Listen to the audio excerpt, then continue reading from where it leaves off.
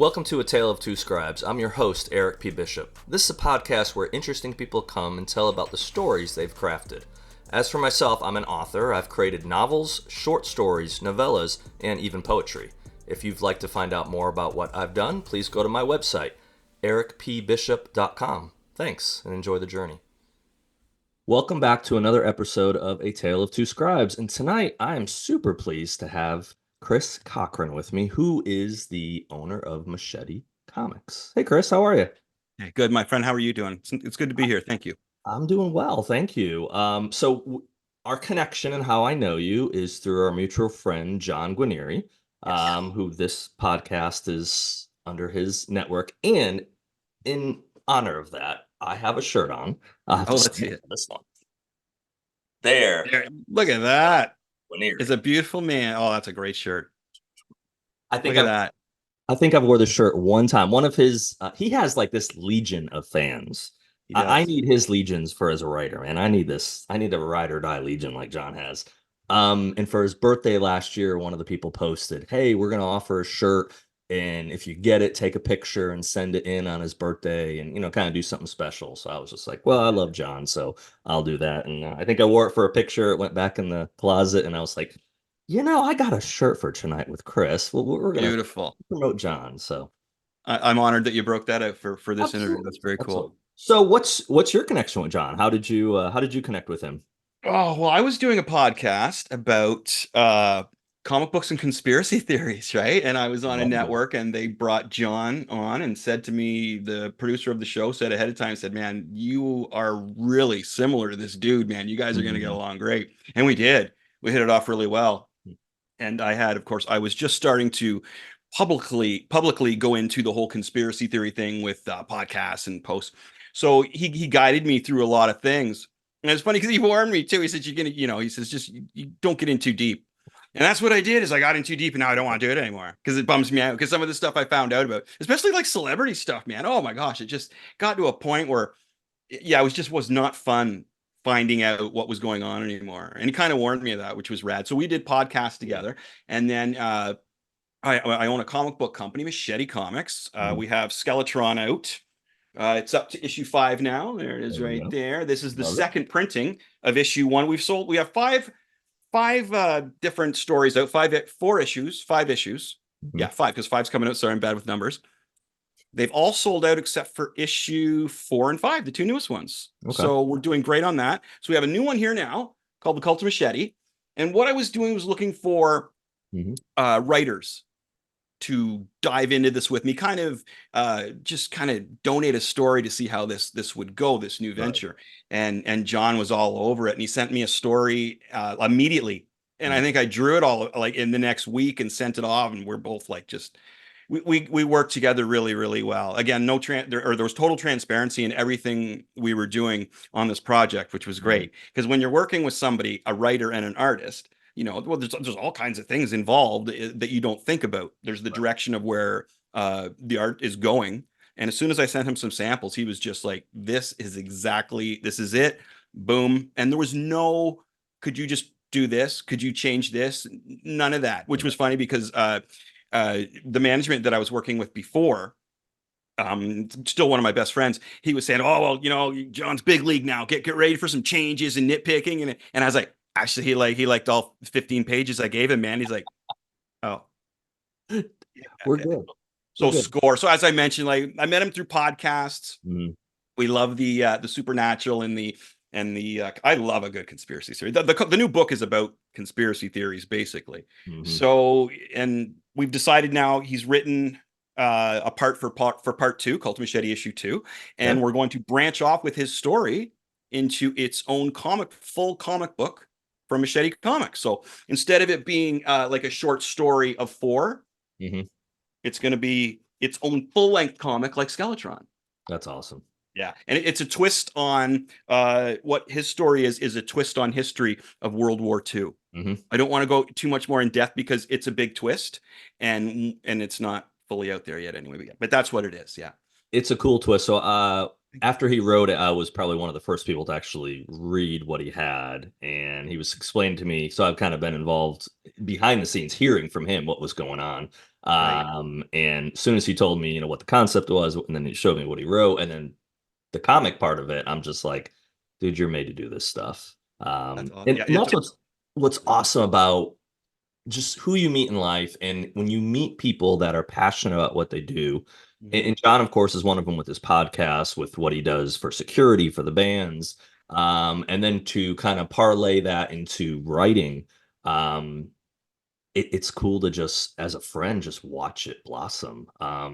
He had reached out. He actually had me on his podcast. It's probably been about 2 years now. It might have been June of 22, I think, May or June. I think it was June it came out. But he had me on, and because my debut book had come out, he had gotten a copy through a mutual friend, brought me on the podcast, and then I think I had said to him, what do you do? And he, well, I do bands. And I said, I looked up, Shinedown. I said, well, they're coming down to Greenville here next month or whatever. And he goes, yeah, come on, bring the family.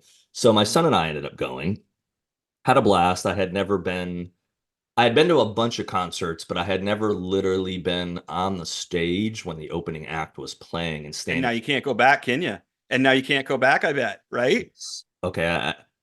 It's super hard to go back to Oh, the I to the know. regular Yeah. stuff, and I do frequently, because even some of the shows that he probably could connect me with, I'm like, I don't want to be that person that says, hey John, can I have Yeah. a ticket for this other band you probably know?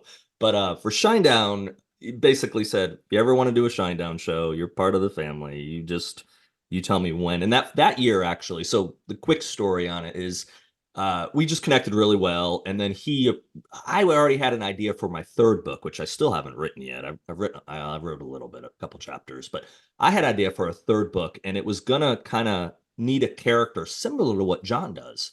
And I was explaining this to him, and he then was like, "Well, have you ever thought of, writing with somebody?" And I'm like a co-writing project? He goes, "Yeah." I said, "Not really, but who? Me? Can you write?" So we started this period of sending samples back and forth to each other to just kind of feed off each other's ideas. I could see how he could write, he could get a better idea of my writing, and just had that connection. And so in the course of that, then also the idea I had for my series, for my third book, I said, man, it would be really helpful if I could come shadow you for a few shows, just to see, because I do a lot of stuff with Secret Service Hmm. and FBI and kind of the protective stuff, and I'm not my background at all, Hmm. but I have a fascination with it. And he said, Hmm. well, yeah, why don't you come out to some shows? So that turned into him giving me a world pass in 2022. And he basically said, you can come to any show with or without me, like knowing me. Wow. Just come to That's the cool. shows. So I think that year I ended up doing 8 Shinedown shows, and just full on access, stuff that the super fans are probably don't like me very much, because they're like, really, you got to go backstage and you got to be involved in the doo-doo, the pre-show stuff, and you get to be backstage with the band after. And I'm just kind of like, yeah, sorry, yeah. And it is really awesome too. Hmm. I don't deserve it, but sometimes those opportunities open up, and I'm Yeah. grateful for it, though. I'm You're not blessed. going to say no either, though, right? No, no. Again, but circling back to what you said, the problem is once you get in on that, then you go see Guns N' Roses. Like, I took my son last summer to see Guns N' Roses up in here in Charlotte, Spectrum Center. Yeah, we were a third section up. Basically, it's a Hmm. huge indoor arena, Yeah. uh, 15 rows from the top of the auditorium. No one was standing. I got tapped in the middle of one of the songs, like, "Can you sit down?" And I'm like, Yeah. the hell's your problem? It's Guns N' Roses. I haven't seen them my whole Yeah. life. You should stand. Now these people Hmm. are all sitting, and I'm like, then I had that. Man, I wish I was backstage. Or I Yeah. wish I Right. was. I Yep. wish I was closer. Yeah. Well, the thing is, if you can't see the band very well, at least you can stand up and get into it and get into the music because it's live, right? I I always have know. the problem if I'm at an event and I have to watch it on the screen I'm at, I might as well be at home. I'm thinking this is because I'm not a big public guy and not, Yeah, it's a crapshoot of who you're going to be sitting around, right? You never know who you're going to be sitting around. exactly. But so Exactly. yeah, my buddy Brent, he does everything from Imagine Dragons to with Pearl Jam. So Mhm. I saw Pearl Jam backstage and Weezer backstage, and there's no way I could go see a show and sit at the back anymore, dude. I'm totally spoiled, totally spoiled. Thanks, Brent. I know. And it's funny. So I'm meeting with John in Ottawa in June, and he's doing Motley Crue, and guess guess where I'm going that night, right? You know what I mean? Like my wife and I were going to talk some business about the comic book and stuff, Hmm. possibly do an appearance at a comic book store, and Nice. yeah, check out Motley Crue. That's awesome. Oh, That's like what a great life, you know what I mean? Like it's funny because I turned 50 a couple years ago, and I dreaded it all my life. And my friends were always like, "Oh my God, you're the first one, you're closest." And since I hit 50, man, life's been pretty cool. yeah. It feels like all the stress is gone. It's like I partied really hard, you know, I did some dangerous things, I did some fun things, I did some loving things, and now I can just Hmm. kind of coast and enjoy life. And I found when I get that mentality, cool things are falling in the highway in front of me now. You know what I mean? Yeah. Not that I'm not pushing to try and like, oh man, I'm in my late 30s. I got to make sure that I do this and do that and do the other thing. I hit 50, and I was like, nah, man, I'm great. And then my daughter as well is growing up now too, right? Hmm. She's actually she got me this Cheap Trick shirt. She's one of the road or stage managers, production managers for the Heart Cheap Trick tour. Unfortunately, Okay. she's on holidays now because the show got canceled. She was just here, and my Oh, request was this Cheap Trick shirt because I grew there you up go. with first it was Kiss, and Hmm. then it was Queen and Cheap Trick, and that's what I listened to. I'm a Gen Xer, right? Like so that's I love that kind of stuff. Yeah. So I get to go see John and go see music. So music's been intertwined in a lot of the stuff I do, which Hmm. is well. I played in a band a while back ago, and I got in so far. We were in I was in a band called Chuck Caliber. We were on developmental deal from Sony Canada. And the Okay. further we got up, the more I was disdained and felt the situation is not for me, Yeah. is not the situation that I wanted to be in. I Hmm. wasn't acting, I wasn't myself at all. Oh my gosh. And I Right. was listening to one of the dudes from Shinedown talk about how you stay yourself. And if you know, a lot Hmm. of people lose their way, but you got to realize that you're getting better, not famous. You Yeah. know what I mean? Like like that's a great way to go. And my Right. head was not in that space at all. And it was just nuts. But the horror community, the horror with an H is amazing. It's like that Glad you little groove. clarified that. Yeah, right. It's that little groove with my Canadian accent. I got to watch with that Canadian accent with some of the things I say. But it's that groove that I fit in now. Yeah. And I don't know if it's a coincidence that I found it in my when I was 50, you know, like really fell into it. But yeah, man, it's just it feels really good, really Hmm. good. So all you folks out there that are dreading your 50, don't, man. Just be happy with what you've accomplished because it's cool. Hmm. It's cool. It's like cruising. All of a sudden you're on the highway and it's cruise control because it's half over. I think the lesson, Chris, it's great advice because I think the lesson that more people need to acknowledge and need to understand is that life is really it's a gift, and you get so stressed out about wanting to compete and wanting to have the big house or wanting to or whatever it is, but it's not a competition.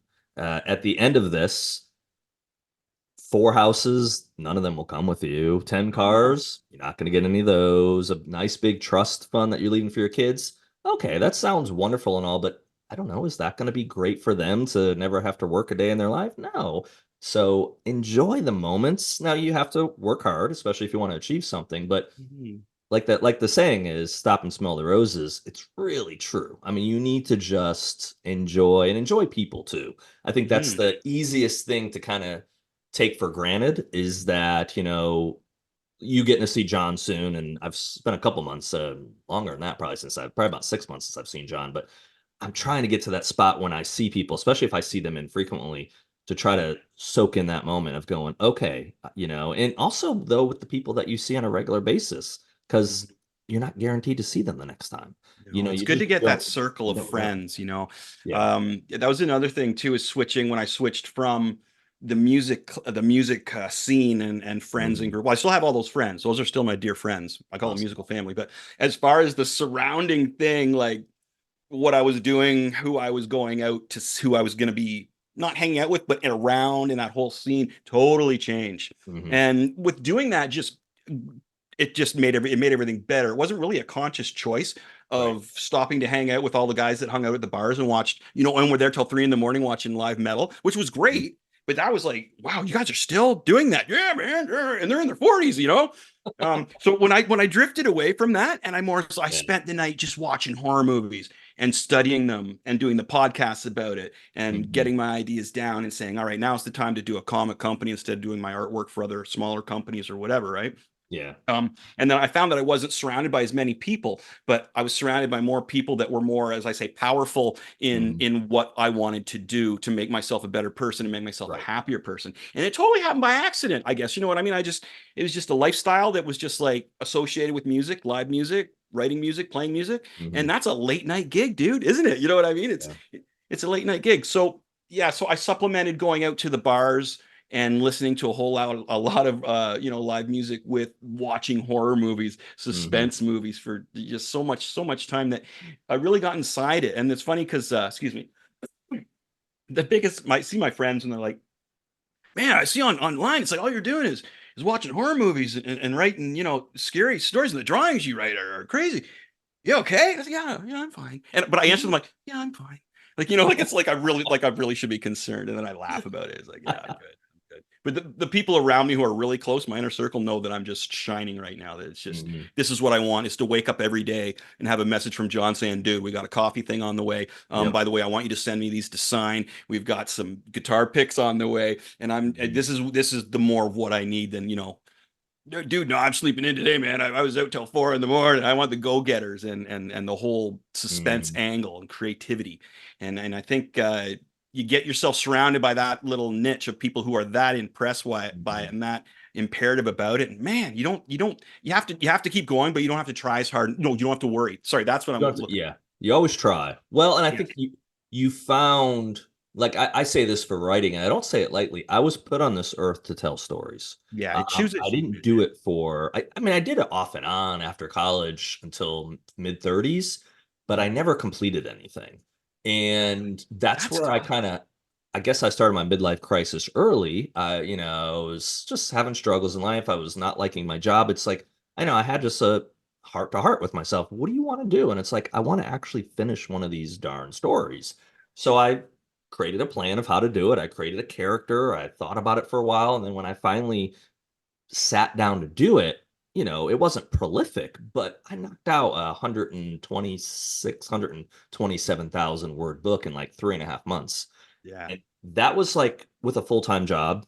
I was right. the time I That's was tough. married. I had two kids, and I didn't sacrifice any of that stuff. I just cut out all television watching, basically 6 nights a week, and I would write from 10 o'clock at night until I got done. And that sometime was midnight, sometimes that was 4 a.m. Mhm. That's how I wrote a full novel in basically a 3-month time period, which Right. was a horrible idea because I was then physically sick because I didn't sleep much for three Mhm. months. But I learned. I got it out of my system. I learned that I could actually complete something that I put my mind to. So when I then got back to start the next book, and of course that would get published, when I went to start the second one, okay, you learned a lesson here. You can't do this until 3 or 4 in the morning, get up the Right. next day and go to work. So then it was No. like, okay, your hard cutoff is midnight. I don't Mhm. care if I'm halfway through a chapter. Guess what? I'm done. I'll finish the paragraph, but I don't finish the page or I don't finish the chapter. So you created I've created boundaries for myself. And then it came easier then because I would know I wouldn't be as distracted. I wouldn't be grabbing my phone as much or doing whatever. Mhm. But I think part of that though is circling back to what you're saying is you found what you're passionate about. Mhm. And when that happens, I do believe things fall into place, whether you think it's fate or Mhm. karma or any of the terms that people use. Good energy. Yeah. I don't believe in luck. I don't believe Mhm. in that. I think you make your own. If you want to use the word luck, I think you make it. Yeah. You put yourself in the right Yeah. position. You bust your ass to do Yeah. something. Well, then someone else gets it and you don't. Mhm. Well, you just didn't happen that time. Guess Yeah. what Well, though? I You get like back what you to mentioned tomorrow. though about let's talk about discipline a little bit, about writing and Yeah, discipline and 100%. art and creating. So when I went to again, I'm 53. I'm not shy about my age. I went to the Joe Kubert School of Comic Book Art in New Jersey, in Dover, New Okay. Jersey. Now here's there's always a twist with my stories here, my friend. So my acceptance letter was late, so I didn't think I was going.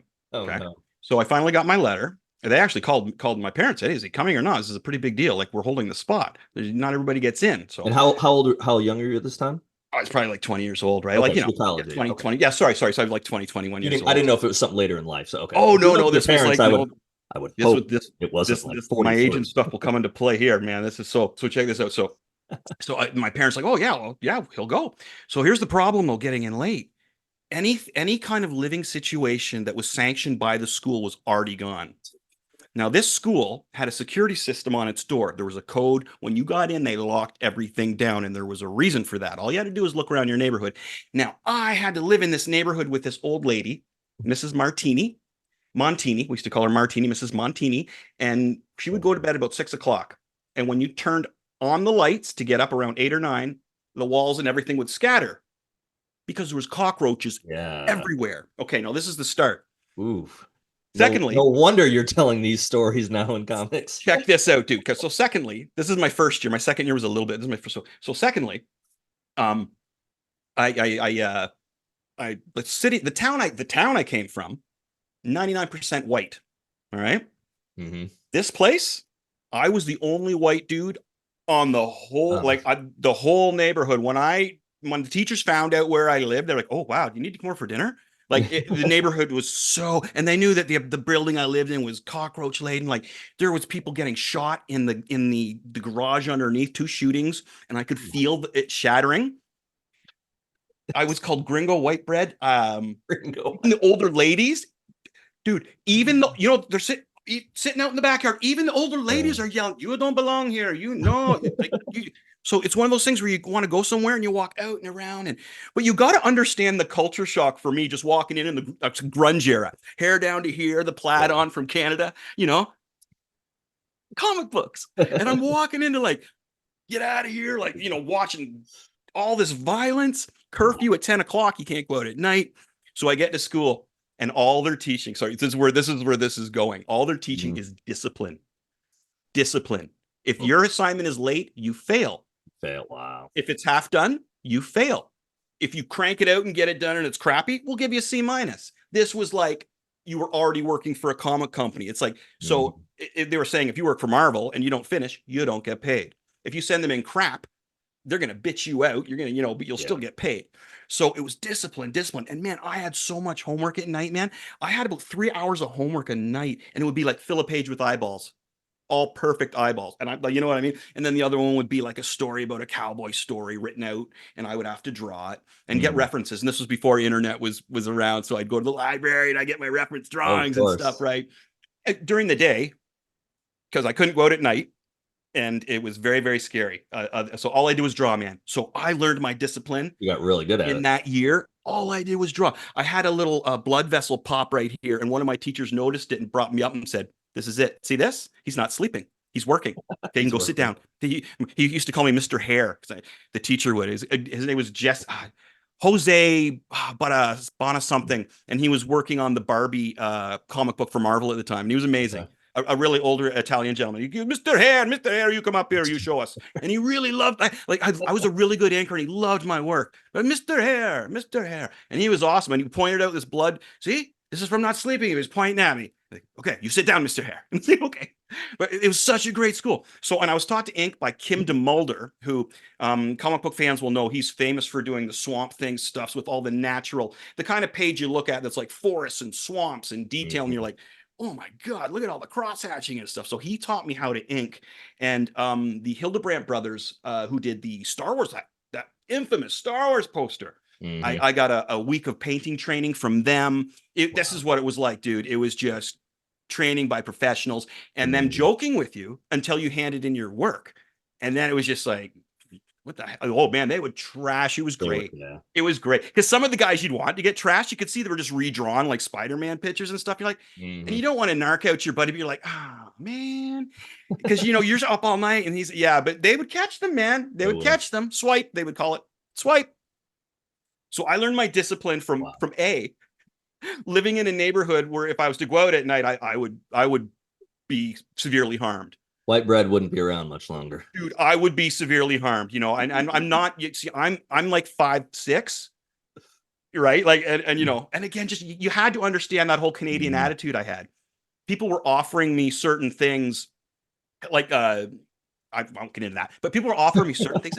Like, no, I'm cool, man. I'm cool. Well, what are you? Blah, blah, blah. No, I'm just a dude from Canada. That was my line. I'm Um, just a dude from Canada. And it worked well for a while. So I had the whole thing where I had to stay in. Now, mhm. the thing is, my room, my parents would come down and visit me, and they were so scared for me. Oh yeah, So 100%. scared for me. They would bring me these big roach traps and these. So I had like this pentagram around my bed of roach bombs and roach traps. Oh goodness. And so I was trapped not only in this apartment, but in my room. Because if I Yeah. left my room, like it was right out of a horror movie. You turn on the light Oh goodness. and again, 20-year-old guy from Ingersoll, Ontario, woo, what is going on? I Hmm. ran back in my room the first time I saw the roaches. I had to kind of, because we don't get them here. Yeah, I was gonna say okay. We don't get them here. So it's like we get ants, a lot of ants and bees and wasps, but we don't get those big roaches, man. And I had ran back. And I remember the first time, and I had to swallow that down. And what the hell just happened? Hmm. You have, because half asleep, and they went back out there, and I was like, oh my god! And then you could see them; they're all over a sandwich that she left out. She would leave food everywhere, right? Oh. So I wasn't only trapped in the apartment; I was trapped in my room, Hmm. and I had like 3 hours of homework a night, and it was the best thing that Yeah. could have happened to me. So my daughter gets older. Flash forward. This is a sidebar. Flash forward. Daughter goes to college. Goes to what, London Fanshawe General Arts to lead her into music. Woohoo! College, Dad. Wasn't college fun when I was like, no, Slightly I different didn't. experience. I didn't go to Woohoo College, Taylor. I went to a college to actually get a job. Oh, that sucks. Yeah, Oh man. I know There's my people. discipline story, my friend. There's my discipline story. They're getting legitimate educations now, but I think they're having a completely different experience than definitely we had for sure. So I don't I know. It's learned a cultural experience. I learned how to survive in certain areas. I had mm, guns pulled on me when I was just at social gatherings.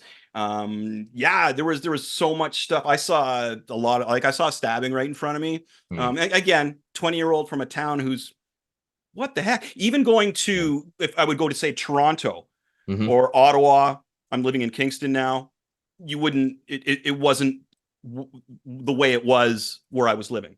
Do you know Right. what I mean? Like anywhere in Ontario, here in a bigger city, was not like Dover, New Jersey. Yeah. Dover, New Jersey, man, you are one of a kind, my friend. The positive thing about New Jersey is there are some really nice spots because everyone thinks New Jersey is what you just described. And it's like, because I grew up in New England and been up and down, I've lived all over the coast or all over the country. But it's like, no, there's some really nice places in New Jersey.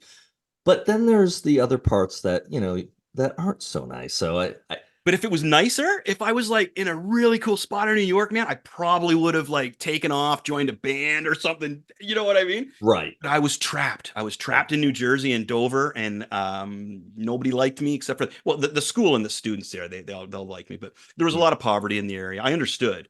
Like it took me like 2 days to understand my situation. right. But the first 2 days was some pretty scary walking about in the in Oh, the I'm in the sure. concrete jungle, man. It was quite the eye Mhm. opener, and just little things like going and asking for a pop, because it's it's soda, Hmm. and I would say things like out in the boot and stuff like that. Everybody's hanging on it, and so in the class, it was really fun in the classrooms though, because all my it was predominantly American students, and they were amazing with me. Everybody was really really cool. It was so much fun. I made a really good friend. He was who he was a year ahead of me at the school, Okay. and he was a security guard at night. Oh, and we would go into school and look through the closets and stuff and find all this old like photocopies of artwork from Jack Kirby Hmm. stuff and Gene Colan. Oh man, and it was really really great. And the owner of the school, Joe Kubert, he did all that old GI Joe stuff and Sergeant Hmm. Rock and war comics, which is kind of what I'm doing now with Yeah. John. And so I would be able to take artwork to him and say to him, say, what do I need to do here? And he would like take, okay, here we go. Fix this, change this. It should look Yeah. like this. But you'd get it home and be like, oh, dang, right. Yeah. And it would just, Yeah. he's the master, right? I mean, it That was funny because, experience. like, yeah, Kubrick and Kubert, it's my two favorite dudes in both sides there. So it was amazing to get the discipline and to have the inside access and to have everybody, like, being in, Americans sometimes get a bad rap for being unfriendly, and everybody Mm. took me in so friggin' well, man. There was nobody saying, haha. It was the opposite. I had one guy Yeah. who was going to give me a gun. I'm like, no, I'm good, right? Like, I don't and he need turned out that. to be my best friend. Dave, Right. Dave Gershon, he turned out to be my best friend. And Mm. that was one of the first things he said to me is, what kind of gun do you got? I was where I first started saying, just a dude from Canada, man. I thought I was just here to go to school. Yeah, it's just Am I going to need a gun? I want to draw. I want to Yeah. draw, not draw a weapon on someone. I actually just want to draw. Is So that something I'm going to need or whatever? So, but and so let's go fast forward through 2 years of that, my friend. 2 years of that, right? Second year, I moved in with my buddy Dave, okay. and it was a better situation. But outside was the same. You didn't go out at night, and it was the same kind of deal. All the Yeah. homework. Um, Coming out of that, man, I was a different dude. There was a lot of people that I didn't want to talk to anymore Hmm. because they were very racist from being in a small town. Obviously, you get a Right. lot of attitudes. There were so many attitudes with people that I Yeah. you forget about and you get start talking again. It's you're kind of going like this when you're talking to them, like and it's like, yeah, I can't really, I got nothing to say anymore. And that was Hmm. another, the start of it all, I guess, like leading off to doing music. And then I thought that was my group, and it's like, no, that's not my group, and That's moving on yeah. from there. But the small town was definitely not my group, my friend. Well, but you found your group, you found where you are, what you're supposed to be doing, and that's what, to find that purpose in life. And I think that's what a lot of people struggle with is what was I put here to do? And for some people it's maybe you're here to be a teacher, you're here to just be a mother, or what a doctor, whatever, a policeman. Mm, Doesn't matter. But find what you're passionate about because life's way too short to yeah. just spend, 70 years on this planet not Oh, enjoying it could what be you're an doing. evolution too of something, like you could be into something that you never knew was going to end up here. But if you're Right, passionate about it and you follow it through, it's like, it ended really well, but it's not the way I thought it was going to end. But I'm really right. cool with it. Well, and those things can change too, because you can start off on something and then realize, okay, I enjoyed this part of it, but I didn't even know that there's this other angle that I can go to, and that's where my that's leading me to what I'm really enjoying. So, and I Yeah, think that's why definitely. if you can, try to absorb as much as you can. Try to pay attention. Talking about the podcast, I'll watch John and Eric's podcasts. They're Taco Tuesdays. I do it when I'm working out actually, and then I'll end up texting either John or Eric because of something they say that strikes me. But they talk about so many different things, and it even gets me thinking of, yeah, I never really thought about that, or I never thought about that in those terms. So it's like the more you can learn, the more you can absorb. I think that helps you with your path, and that also shapes your path of where you might want to pivot. And Oh, for I sure. I knew I wanted to write for years. Um, and now I'm in a position where I'm actually publishing myself. I'm putting out myself, which was completely what I didn't want to do in 2014 when I wrote my first book. Right. More so because I knew it would be a lot of work. And now in 2024, I can tell anyone listening, yes, it is a lot of work. But it's worth it though. I don't have someone taking my book and making changes I don't agree with or creating a cover I don't like. I have 100% complete control over everything. The flip side is I have 100% complete responsibility to make sure Yeah, everything's right. done You right. got 100% of the work. 100% the work. Well, yes, but I outsource. Like I know John does that with Right, stuff. right. You outsource, and that's where I think when you really figure things out, you start realizing when to stay in your lane and Mhm. when to bring in other people. Like speaking of the comics, bringing in people that can write a short story. Okay, bring in a creative type that can write because, Chris knows he can draw. He can draw what they want, but you want the story to come from someone that has that background or that passion to write the story. So I think and when you blend those two together, pretty amazing things happen. It's a hard combo to get to after like I've been reading comic books since, man, I was sick in kindergarten and my dad brought me home a stack of Spideys, man. I still remember I've never gone back. And I just love the comic books. I think Yeah. it's one of those things that once people start writing for it, you get hooked. Hmm. Or if you start reading it, you just get hooked, kind of thing. But have you ever? Are you into comic books? What you were mentioning that you found some of your comic So books. yeah, so I've got them on both sides of me, so I'll pull them out here in a second. So when I was young, elementary school, I started like most kids, which are actually in one of the containers as well. I started doing baseball cards. Mhm. As I got older, I was thinking, hey, all the parents will throw these things away, and I'll get my Ferrari when I sell these things. Yeah. Yeah, they're probably still not worth very much money, but they're still in a tote, and I bring them around the world with me, or around the country with me. And then when I was high school age, I started getting a few comics. I wasn't into them, But my neighbor started. We started with baseball cards, and then he started Mhm. getting me into comics. So while we're talking about that, I'm anxious to see them. I want to see what you I've got a got ton there. of different ones, and they're not in any good order. So like the first one that Oh, popped up here Spawn. was So a that's Spawn, like so Spawn is so Todd McFarlane, excuse me. He's the Todd father, they call him. the Todd Father. Excuse me, sorry. He's amazing. Now that he's a Canadian artist, and Okay, he created Spawn, and Spawn is the longest running independent comic in history. It's in the Guinness Book of World Records. is it real? Okay. I'm a bit of a comic book historian here. I'm going to really nerd out on you. Oh, there's nothing wrong with learning out. So I have a lot. So that is an Image comic. So I have Marvel. I've Okay, got I have that too. Okay, so that is the alternative universe of Scott Summers, and if there was an apocalyptic kind of setting and that happened, and they're trying to okay. set the timeline straight. See, I'm randomly just like pulling things out and saying, oh, I might even have a what is this one?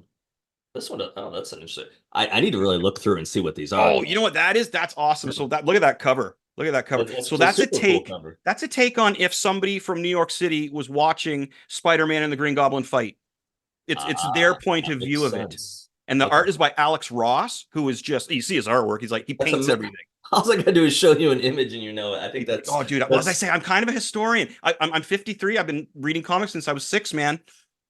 got Wolverine. So got Oh, so that's Wolverine. not Wolverine. That is the computer Oh, it's generated not. version of him called Albert, and Oh, he is created to find Wolverine and kill him way back in the day there in the 90s. And we're that's not gonna do this. LCD. That's help the little girl's name is LCD. Okay, we won't do this too long No, because that's okay. I have like 100 probably here and You another tote you could filled have with almost stuff. made this like a challenge for me. Okay, so there's Iron Man, but like that's War Machine #1. That all started from Iron Man. That's Jim Rhodes in the like they were called sometimes the Super Patriot armor, but the Yes, War Machine armor. And the Punisher got it for a while, which is incredible. They should let the Punisher keep it. I was looking for this one I wanted to show you. Oh, here's the ones I was wanting because these ones I don't know. This was a new line that started, and and what I ended up doing was okay. I do have the first one here. I think I have a bunch of the first ones. I ended up buying the first several of them.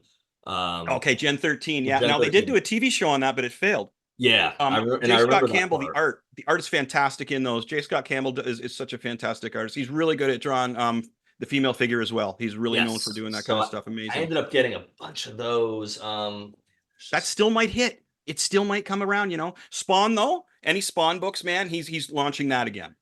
This one you'll laugh at is I'm randomly pulling them out now. Look at this style right here.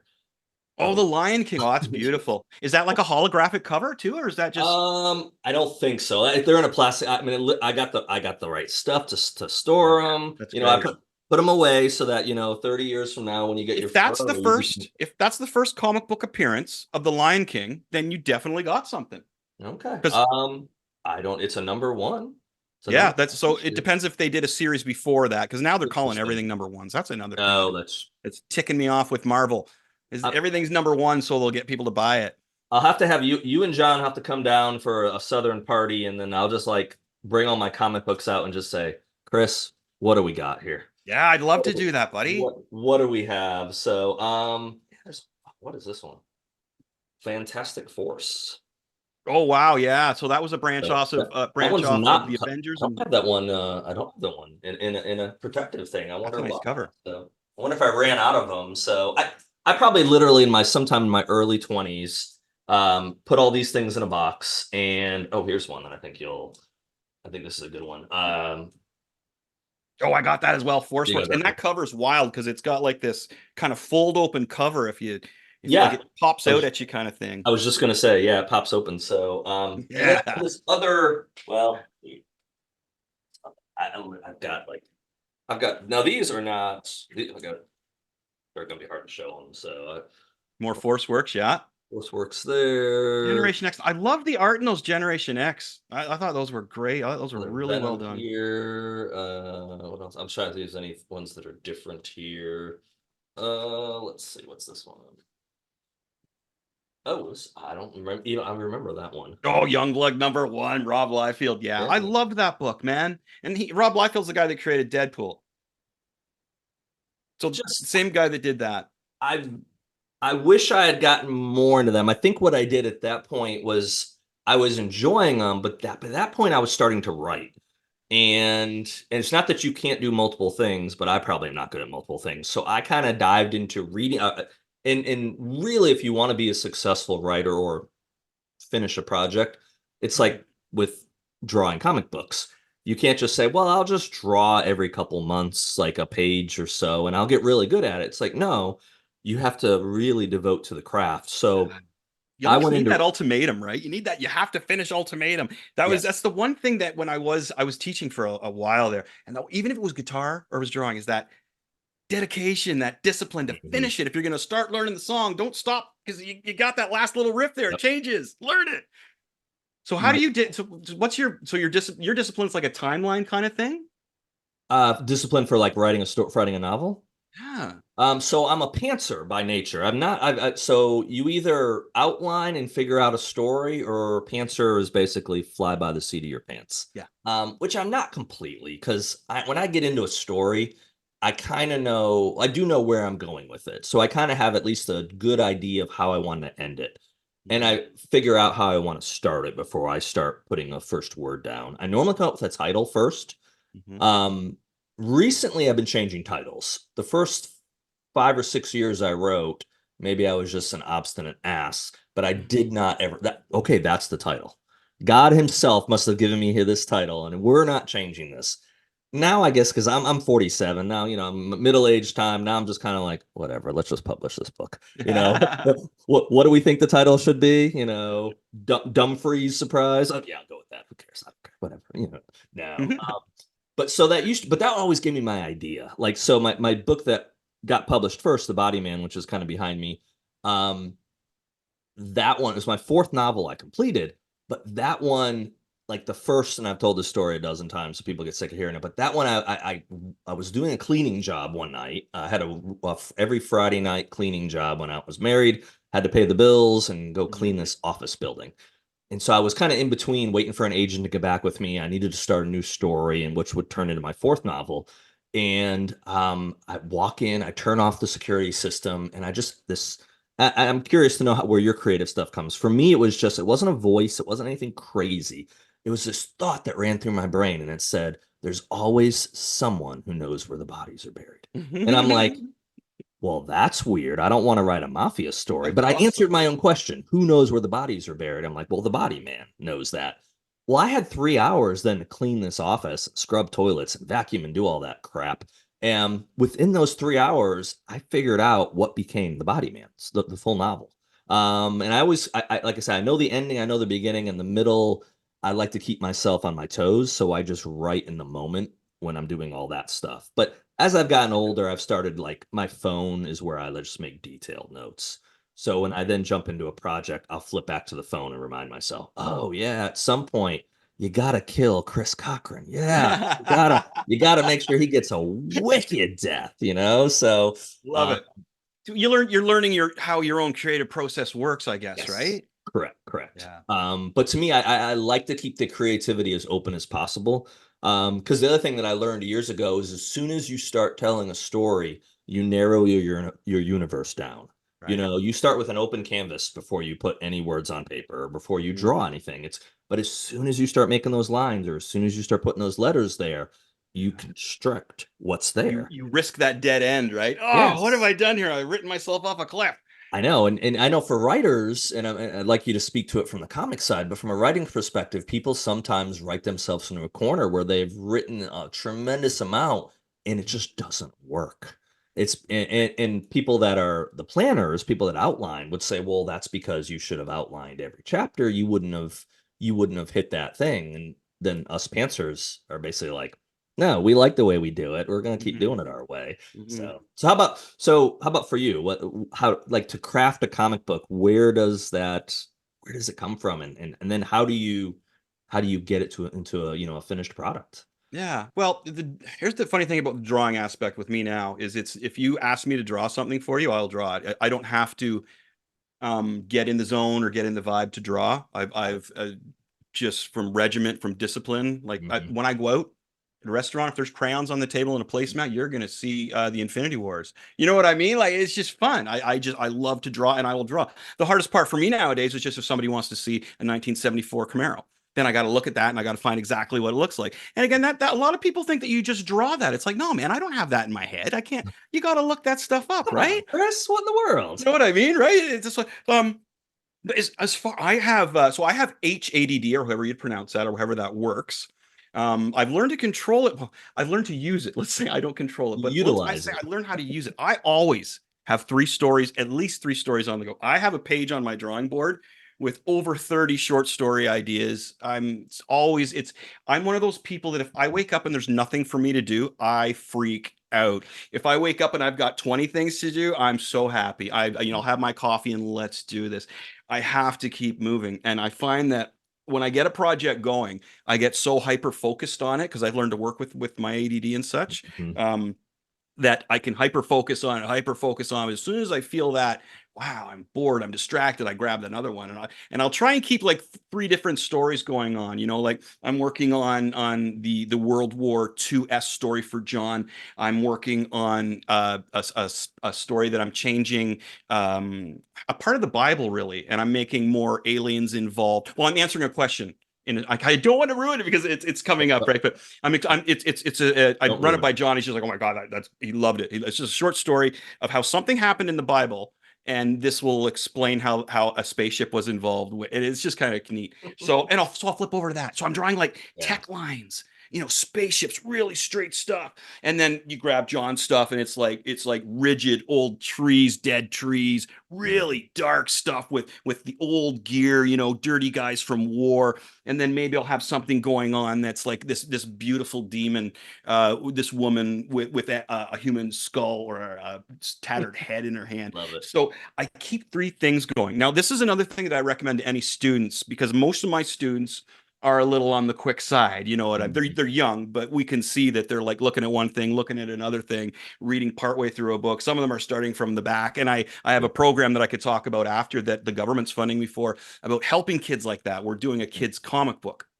and that's Nice. what's coming up from that. But as Okay. far as getting like, I am always jazzed on something, and this is one thing that used to tick my friends off is we'd hang out, and if you get a couple beer going, all of a sudden I'm half an hour into a story about the new Spider-Man comic book, and I'm looking around and guys are kind of like rolling their eyes or walking away from me. I was like, oh man, oh okay. Or the night will go on, and this was in the past. This is lately because I don't really hang out Mhm. with too many people. And the late gets you're near the end of the night, and and instead of talking about the sports games and how, yeah, I love you, bro, and that memory, it's like, what if like a person rose from the dead who was bitten by a vampire who was a mummy, and they're like, what? They're like, just want to watch a game and have a beer. Right? Yeah. So I am constantly Yeah. my switch constantly turned on. Hmm. Not to sound weird, but my on switch for creativity is always on. When I was a musician, it got me in a little bit of trouble because you're on the road and you're supposed to sit still, and if you can't Yeah. sit still, you're getting into trouble. Right. You're doing. I was like when I was in a band, we were out with Sum 41, we were out with Protest the Hero. We did some festivals with Goldfinger. Like we did some good ones, man. Hmm. And as I say, the more I got into that, the more it was just like, no, this is a bad road. Yeah. So I find that the horror clique that I'm in now, and knock on wood, right? Watch tomorrow, I won't have any ideas and I can't draw again, and it's all over. But no, You'll be cursing me. Damn it! I went on with Eric, and it like, all oh went my out god. the window. What in the I'll be world? driving down the road and I'll say to my wife, well, we'll see somebody standing on the side of the road, and I'll like, look at that guy. He looks like he just came off the 401. I bet he was hitchhiking. It's like, stop. He's just a guy. It's like, oh, geez, sorry. Almost driving off the road. You know what I mean? It's Like, never just a guy. There's always a I backstory. And know. It's like, if you hit that spot where you can't think of something, you know who to text. John Guarnieri. He'll have the most wicked, demonic, blanked up idea that you'll be like, yeah, let's do that, baby. right. So this is the headspace that I'm in as well. So that's why this book coming up um is so friggin' cool, man. It's just it's again, it's inspired by Twilight Zone. It's Hmm. inspired by heavy metal, the original movie, the magazine. It's inspired by Creep Show, the classic horror stuff. And I can just give you a sample here. I don't want to give anything too much away. Oh, I can show you the front here. So here's an example of what the art's like. It's black and white. Hmm. really dark, heavy, and this pretty much this is the staple for my vibe on this is like we believe all the information that has been given to us is false. And I do. I'm at that point in life too where I'm just like, you like when I was a kid, people used to fish me into admitting that I liked that or that I thought UFOs were real, and then they tease me. Hmm. And then I find out the government's been lying about that. Oh, UFOs have been around since the Mexico time with with all this and that. And I'm like, you bastards. You just off the cuff admit it when I was like bullied and bastardized because yeah, hey Luke Skywalker. You know what I mean? So part of this book is tough because there's some Easter eggs in here that I can't describe because they're personal Hmm. ones in my head. Hmm. Now there's other cool ones where a character will be in one story and will show up in the next one. And that's kind of cool. There's some That's things if you awesome. pull, I got a Mad Magazine trick in here that I don't want to describe either, but if you hold the pages a certain way, you're going to see a really cool 2-page This is splash. You so got to cool. find it though. You got to find it though, right? There's some names that are on some dog tags that people might remember. There's or notice. There's like I love a good Easter egg, and Yeah. this is filled with it. So that's why like and I'm always every day I wake up, John's got more ideas, and I'm like right back Mhm. with 2 more ideas, and then the next thing we know, it's like wow, we got a video chat. So we video chat once a week now just to keep That's everything awesome. together. But that's what this is just a whole lot of short stories. Hmm. Most of the ones that I contribute are like 5 to 6 pages because I want to get in and out and just have you going, what just happened? I want to Hmm. put the reader in a position where he has to judge this, he or she or they have to judge the situation. I don't want it to be like, wow, what is that writer writing about? It's not like that. They're going to be put in a situation where they Yeah. judge whether what I'm showing or what is presented in front of them is the right thing or the wrong thing, or if it is even a possibility in existence. So I'd like to put people in that situation. And the other thing is it's a journey from the beginning to the end. There's no break. There's these fake ads in there. You know the fake ads they used to have Hmm. in comic books or the real ones they used to have. So I got one here. It's like X-ray glasses. Be the first on your block to be able to see what your friends had for dinner last night. Have the knowledge and recognize who is wearing underwear. Spy on all your neighbors and see what they are watching on TV. All this in a blinding headache. Well, I just grabbed a random one that wasn't packaged, and we got some weird science stuff going on in that ad. There you So my go, goodness, right? Venom's Look at got that. some. Venom's got a little lady going on back here, so that's hilarious. I love that. So we combined it all with ads throughout the whole thing, and they're so much fun to make. They're a Uh, blast. we got Mile High Comics here, and I we got remember. I think I what, ordered yeah, from Mile High Comics back in the a day, crossword puzzle or no? Oh no, that's a maze. We have a maze in there, and so you didn't fill it out yet. I have. I told you it's been sealed for like 15.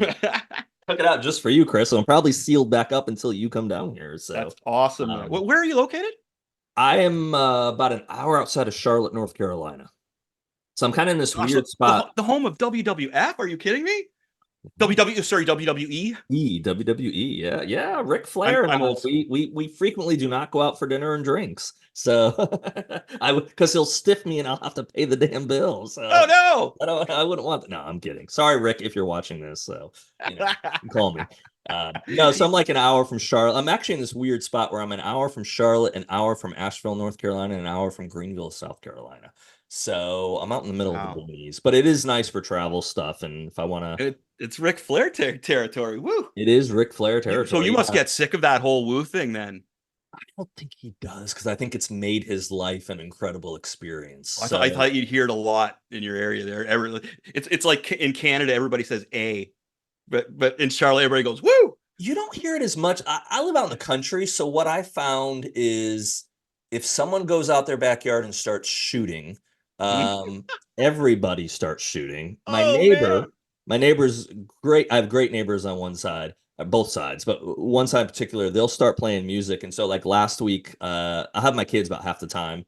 Yeah. And last week, neighbor had some music going, and I just wanted to give him some grief. So I have outdoor Bose speakers, and I decided I'd play a little Shinedown for him. So I went over to the fence, and I got my seat ready to stand on because I'm short, to get over the nice tall, home improvement neighbor fence, basically. And I got it all ready, I got it lined up, and then I hit the play, and I just let that start blasting. And he's like, Nice. "Hey, neighbor!" I was like, "What's going on?" I was like, "I put some real music on for you." And he actually plays really good music. So they were actually as funny when I was doing the Shinedown stuff a couple years back. Of course, I was telling them, and they're like, You're meeting Shinedown? I'm like, yeah, I'm going to shows and all this stuff. And they're just like, who are you? And I'm like, no, really, I'm just like this dude that does finance during the day and writes at night. And, Uh, and then like three of the neighbors in this area have never flown on a plane. And I'm just oh like, wow. holy cow, I don't know how many hundreds of planes I've been on in my life, but if I don't Yeah. fly every couple months, I'm normally like, I gotta go somewhere. Like Mhm. I need to leave. I need to go see something. So That's cool. That's cool. Well, see, that's when I was younger, before I went to New Jersey. That's what the town was like. It was like they yes, never left. They've never flown anywhere. Are you kidding? You're going to go to Toronto? Oh, you're going to get shot. You know, like that kind of thing, right? It was just nuts. right. But then as soon as I got it, and I used to love going. I had all my relatives were in Toronto. I was actually born Okay. in Toronto. And I used to go every summer, visit my cousin. We'd go down and check out the Slayer show, Motley Crue, try and meet them, back in the day. Hmm. Oh, I had so much fun being a little metalhead on the main street of Toronto. I had a good time. But yeah, everybody else. So when I did go to New Jersey, of course, everybody back in, oh, you're going to get killed. You're going to get shot. You're going to get diseases. You're going to get this. Like, I hear there's like toxic swamp on the sidewalks and, all this. Don't you ever watch TV shows? Everybody makes fun of New Jersey, man. Like, Yeah, holy cow. exactly. Like other than just that block I was in, like my folks came and we went to New York. I went to the mall with my friends. It was great. It was just, Yeah, and we had everywhere has that. Like here in Kingston, we got an area, man. You're not going down there. right. It's like tent city, and it's for like 3 blocks. You Hmm. don't go down there. So I just was more in the middle, unfortunately, of an area that I shouldn't have been in. But it again taught me a lot. It was good. Well, I think everyone, it's pretty common to have prejudices in the sense of what people think about certain areas of the world or the country, the United Mhm. States, where you think, okay, everyone in the South is a hick and a redneck. No, Mhm. no, maybe 50 years ago or 40 years ago, there was a lot more of that, but all the Northerners have come down and invaded. I'm being one of them. I grew up in Connecticut. So, Mhm. I spent my weekends a lot of times we either went down to New York or we went up to Boston. So, because I grew up right between the two, which was great though, because I had this really idealistic, I was born in 76, so I'm not too far behind you, No, not at all. Generation X. yeah. And my son, even my son was born in 2007 and 2006, excuse me. And he's always like, Dad, you grew up in the 80s, man. He is an 80s child in his head, but his Yeah. body was born, 20 years later Hmm. plus. He's like, you grew up in like the best decade. I This get decade that all the time too, man. Yep. sucks. This sucks. So fortunately, I've been able, taking Shinedown shows. One of the first concert I took him to was Rolling Stones. Hmm. Took him to Bon Jovi a couple years ago. Floor seats, Bon Jovi. I had never seen Bon Jovi. Hmm. And so I got like, I don't know, 14 rows back from the stage. I mean, I paid, I have to sell a lot of books to pay for those tickets, put it that I way. bet you did, man. So, Wow. but it was one of those experiences of, you know what, my parents didn't really do that kind of stuff with me, and he's really big into music, and I was like, man, if that can be a connection we have. And so, since then the coolest show, probably the only way to top what I'm about to tell you, is when he becomes a musician one day and he's Hmm. on stage. That'll be the coolest thing. But barring that, until that Hmm. happens, I took him to Vegas to see U2 at the Sphere back in November. Oh, that one that just went around. I was talking to somebody else that saw that. They said it was amazing. And we got floor tickets, and we did the whole wait that morning and stuff, and we were three people back from center stage, Mm. until the end of the world kicks on, and Bono comes down off the stage, turns around, and just lays back in the crowd, and I'm just like bumping my son. I'm like, 3 feet away is Bono, and like right before he gets up to leave, the guy that we met there, really tall guy, Tall Paul is what we called him. He was a great guy.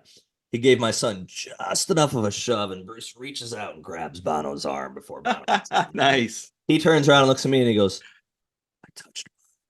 And I'm like, you little shit. I've been following him for 30 years and you get to touch Bono? What in the world? What's up with this? This is I supposed to be paid about me, for not this you. weekend. But the fatherly joy is much stronger than the selfishness of like, darn you. And because it was one of those weekends. I don't, tell people how much I spent. They're like, you did what? And I'm like, it probably wasn't the best resources to Hmm. use, but you know what? It's something we'll have together forever. And it was For such a just sure. a fun experience. So Yeah, dude, no doubt. People say the same thing when I don't tell people what I spent on comic books either. So no. Hey, don't worry about that. But I take my daughter. I've got to take her to some rad shows too. We got to have her side stage at Weezer when they played just the Blue album at a show in Toronto. Okay. And I took her to see Hart and Joan Jett and the whole backstage thing from Brent. Right, he worked. Mhm. Brent Donnelly works for Live Nation. Him and John are tight, Yeah. and they see each other on the road a lot. So I did the same thing with Taylor now, and that was funny because although the music industry wasn't for me, my daughter, as I mentioned, is now like making a great living out there, traveling the world. So it's like, okay. And when I hit 50, that's also when I was like, that's my sacrifice. And the music was so my daughter could tag on and go, right? And Yeah, my buddy absolutely. Brent, who's like super successful in the music industry, he was another one of those guys that I moved to a small town because I wanted to get I just got out of New Jersey. So I moved to this small town, another small town. Another small town. I started this little band I was jamming, and this drummer dude, man, his eyes were always red, and I thought he was smoking weed, and it was the exact opposite. He was just this total straight edge kid, right? Never left this little town, this tiny little town, not tiny little town. So I brought this kid out to a strip joint the very first night just because I knew it would blow his mind. I'm jamming with him, right? And he's all like, we should play like a Skid Row cover. And I was like, dude, we're going to write some songs. This was the grunge era again, right? So I took him to a strip joint, and it just blew his mind. And then we came back after he had a few drinks and we jammed again. And I could see him kind of cutting loose a bit. We Right. were drinking, not him, not him. We were just, me and the other guys. So we were getting a little rowdy and jumping around. Hmm. And from there, I took him to a rock show in Oshawa. And from there, our band played a couple of rock shows. And now he's huge. And he's never forgot that. He's always said, man, dude, he said, it wasn't for you Yeah. scaring the hell out of me and taking me out of my element. That's, out of that small town and taking me out of my Yep. element. I never would have gotten out there because everybody, and this is another thing John and I hate, and is that let's scare people. So everybody in that small town scares you. I Hmm. remember getting back and people saying to Brent, "Oh, you're not doing that again, are you? Like, you're gonna get freaking killed hanging out with this guy. This is crazy, Right. right?" And I'm like, "No, this is my bro, man. We're in a band together. Like, we're going to Oshawa. We're playing Toronto. We're playing Lee's Palace next weekend. Are you nuts? Whoa, what? You can't. So that whole fear element it really sucks when people work that way, but they do it and they don't even realize they're doing it Right. sometimes. Like as we mentioned about the small town, friends saying, "Oh wow, you're really going to leave and go do that and Yeah. attempt this?" It's like you're scaring the crap out of me, man. I know you don't mean to, but they're getting scared from something maybe they saw in the media or something their parents told them. So that was another thing that John and I kind of Hmm. bonded over too, is how the media and certain groups, yeah, they really try and scare you, and it's not good to attack people when they're scared. No, I agree. Right? And but again, other topics and great subjects for horror stories and little twisted things. Because again, I start thinking about brainwashing and the MK Ultra. Are you familiar with the MK Ultra? Damn, yeah. Okay, so that building in It's Montreal. it's mentioned in Breach of Trust. Oh, there we go. Hold on, I got it. It's Oh, mentioned you in got Breach it. of Trust. Oh, I Yeah. got it. Are your books online? Ransom Daughter and The Body Man is, and Breach of Trust will be out. I might air this soon. I might air this next week. So, I want to air. I think we're going to air you quick. I'm going to push you ahead of Oh, cool. That's everybody great, else man. Yeah. because you're special. Are they in the bookstores in Canada as well, or are they? No, Amazon Okay. online. Oh, Because well, you can order. I still forget. My wife's like, we can just order it on Amazon. I'm like, oh my god, I'm getting low on paper. I order on Amazon. It'll be here tomorrow. I was like, okay, because you don't want to leave the house. You're in the zone, right? It's like I'm running out of paper. I'm the opposite. Because I work from home, so then I can't wait to get out of here because I do my Oh, I corporate get. 9 to 5 job like literally like 6 feet away from where we're filming this. And so at night I'm just like, get me out of Oh here. man, So that's wild. Oh, I but was so just sorry. So the MK Ultra. So the yes. building, dude, it's like 2 hours away from me. Is it okay? The base in The original, Montreal. yeah. So I actually did a podcast on a fairly good one on there. And that was another one that freaked me out, man. The way they were, because I took a lot of acid as a teenager too, and I really wish I watched the documentaries that were out on it back then. But Yeah. now these people are coming forward and talking about it, right? So I've Yeah. got that in my books, of course, as well, too, right? Because it's just up the road. The Skeletron book I have is based in Kingston, and Mhm. I have a tie-in with that. But that's a great conspiracy theory. I love that one. I didn't hold to them that much, and then I started to get a little bit more interested in them, and then COVID and everything, all the wackiness that happened in the world and in the The United States, snap. especially with COVID, that now it's kind of like, no, I think maybe all of them are true. Actually, I have it's a book that will so I'm kind of good groove going here, and we'll see if the readers are going to be the ones to judge. Like the Breach of Trust advanced readers and people that have gotten their hands on the early copies have been very kind. We'll Nice. see if that keeps going, but I have another book coming out end of this year, and then I'm going to try to do two next year. And they're projects that I've been working on for a while or done for a while. I need to go back and redo and fix. Right on. But the one that's going to come out towards the end of next year is an Mhm. origin story for a character that's in a novella I did last year and the second book that's coming out this year. And his backstory has to ties into 9/11. Right. And in Wow. particular, it ties into Building 7. Ooh, I So I, love sensitive issues like that. See, this is again why I love horror. I love sensitive, slightly offensive things. Like, you know what I mean? Like, I don't get offended very easily. So I really, sorry, wow, that no, guy Chris is a jerk, man. no, I So- well that kind of stuff. Well, that stuff just interests me. Whether it's 100% made up or there's elements of truth in it. right. Most of the time, it's where stories come from. Stories normally start with some form of reality or something you think is real or could be real, and then maybe the imagination just goes Yeah. wild. I love hearing how people manipulate tragic events or Yeah. immense events. I love hearing that. Like the me reworking just a little segment of the Bible in there. Like I love that kind of stuff because it's like it just really makes you rethink things. You know what I mean? Well, my character. So, so you haven't read them. So the character of the Body Man basically, I mentioned earlier how I kind of came up with the idea while I was doing that cleaning job. Mhm. Well, what I went back to, and other people that have heard the podcast, are like not this story again, they've heard it, but when I heard the term the Body Man, I'm like, I know this term. Well, I knew that term because there was a guy named Reggie Love, who John happens to know Reggie Love, real guy. He worked for President Obama. He was basically a glorified assistant, and the media called him the Body Man because if Barack needed to buy something when they're out, well, Reggie went and bought it. If he needed Mhm. smokes, Reggie went and got him smokes, whatever. He was his glorified assistant. And so I thought about that term and I'm like, well, that would be a really boring book about the president's assistant. So I said, what could make that more interesting? Well, what if there was a role that morphed out of the Secret Service and they were called the role was called the Body Man, but what if their job isn't to protect the president? What if their job is to protect the office? Not the physical office, the metaphysical, what the office stands for. Ooh, So if there the you go. president does something that they shouldn't do, that's going to sully that office, well, the body man's job is to clean that up. But what happens in the second book in this series is the body man also has permission or has the authority to prevent the president from whatever, going to grabbing a hooker, killing someone, whatever.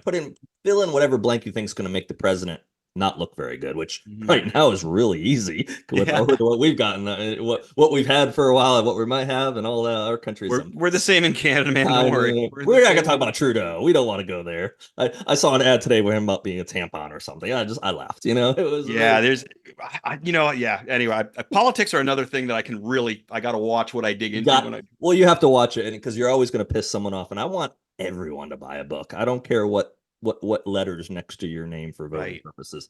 Um, but no, in coming up with that concept and coming up with the the role and everything, it kind of just opened up this hole. So I had to figure out, well, where did that role start? If that person's job is to protect the office, or where did that start? Well, my brain immediately went back to, well, JFK was the first, you know, really good looking kind of person that was going to be on television and kind of, Camelot.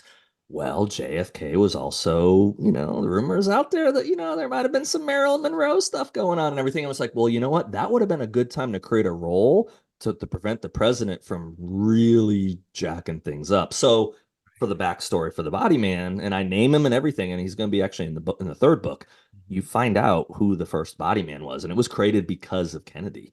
So I actually put in the acknowledgments as more of a, kind of a more of a jokish thing, but in the acknowledgments, I list every president and the body man's thanking them for the opportunity because that role, which has been many different people have been the role of the body man, but they're grateful for those presidents for keeping them employed, gainfully Wow, man, employed because that's all. That's really clever because I hate writing an origin story. It's so hard to friggin' do. That sounds great. That sounds great. I always, whenever I'm doing my origin stories, like I've done like in the past while, I've done like five of them, but I always try and, okay, we can't start with him just getting his in. Yeah, you got to wrap it around something and yeah. then untwine it and then put this there. And that sounds great, man. That sounds really Well, cool. that's and as I've gotten better at, and you can talk to this from your experience too, is when you devote yourself to something and you get better at it, Mhm. I think it opens up so many things. So I couldn't have done all the things I'm doing now 8, 9, 10 years ago when I was first getting started. Agreed. Yeah. I didn't have the discipline like you were talking about. I had the creativity. That might have been stronger in some ways, but I think now I'm able to mold things together. So Mhm. I've got multiple series that I'm going to be having in the next several years. I want to connect those series. Yeah. And there's a marketing aspect to that too. I'm not stupid. If someone likes the Bodyman series and the Bodyman makes an appearance in another series, well, maybe they'll introduce that one. But it's organic of why it's happening. But I love being able to throw my characters and kind of like cross them. And there are some stories I probably do down the road that are going to be completely different. We might be currently, got something going on that you and I know about that's completely not what I normally do. But Mhm. that also I like to do because I want to stay fresh. I don't want to just write about the Secret Service and the FBI and the president and whatever, fill in the blank. I have a book next year that's going to be a female assassin story. There you Um, go. and it's a character that's established already in the series, but she's getting her own novel. I love it. It's great when you see that. I like that personally. If I pick up one book and I don't even realize it's attached to another universe, and I'm like, oh, dang, right on. And then because when you like something, you just want more of it. You don't Right. care if it's a graphic, if it's a sticker, if it's like a little bio on somebody you didn't know was very important. So you get that kind of stuff, man, and you can link it to other things. And personally, I also think that's a sign of a really good artist and creator because you got to watch what you've done with other people. Mhm. You're not crossing over other things and saying, well, wait, that couldn't happen because this guy did this over here. And people Right. will do that. You know what I mean? Especially if it hits the way you want it to hit. Yep. So I really respect that. And I think that's also a great way to keep fresh and keep motivated. Because Mhm. you'll be doing something and thinking like so you'll see something that'll clue you into another character in your universe or how your characters would be affected by something else happening that you notice. And yeah, see, I'm always thinking, right? Like, but Yeah. I love that, man. That's great. That's brilliant. No, I that's love well. Again, I think and I want to circle back to you with what you've told me because I think it's fascinating that normally I've seen this like with getting to know guys from like Shinedown. Like I'll use Eric Bass example. You got someone, and I think he's bored now. He doesn't accept this, but I think he's brilliant. I mean, he can play every instrument. He can sing. He can write. He can draw. He can do. And I think that what you find in my experience now that I've, kind of gotten into the creative space the last 10 years is once you open up that Pandora's box in a way that you find out that you actually have interest in other creative things as well. And you normally excel in that. And I think that's where people struggle in life is they're afraid to try something. And what they don't realize is, man, if you try it, yeah, you might fail. You might not be very good at it, what if you are good at it? And what it. if you're so good at it that that can change your life or that can open a door to something that will change your life? And the only way you're going to know that is if you step through that doorway. If you try that, whatever that is, whether it's writing a song or learning an instrument or writing a short story or drawing. But man, people, and I was guilty of it for so much of my life is we close ourselves in this little, our safety net, like growing up in a small town. Yeah. You don't have to worry about cockroaches. You don't have to worry about inner city New It's a Jersey. total comfort zone, right? You're safe Everything's a here, comfort zone. but you're not really safe. Even if you spend your whole life there, Hmm. what did you miss out on though? Yeah. And I know some, and I take that and I say that, and then I'll step away from that and say I know people that have never gone outside of a 3 or 4 state radius, and from my interaction with them, they feel like they're happy, they like their life, and there's absolutely nothing wrong with that. But if there's something inside you that feels like there might be something else out there, that's not just an abstract feeling going on inside you. That's something deep inside that wants to come out.